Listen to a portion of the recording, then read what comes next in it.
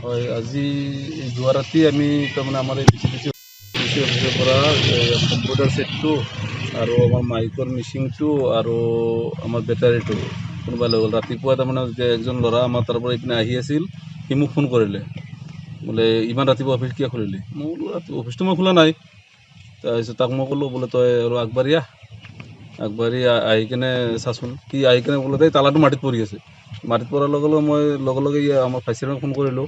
Vice চেয়াৰমেনক phone কৰি আহিলোঁ, আহি চাওঁ হয় গোটেইকেইটা তালা মাটিত পৰি আছে। তাৰপিছত লগে লগে ছাৰক জনালোঁ, আহি ছাৰক জনালোঁ। আহি ছাৰ আহিলে, চালে। আমাৰ কম্পিউটাৰ ছেটটো নিলে আৰু মাইকৰ মিচিংটো আৰু মাইকৰ বেটাৰীটো। সব অফিসটো কি সব অফিস যিহেতু আজি ৰাতিপুৱা যোৱাকালি ৰাতি ভাটিবেলা ঠিকে আছিল, তো ৰাতিয়ে নিছে জনোৱা হৈছে।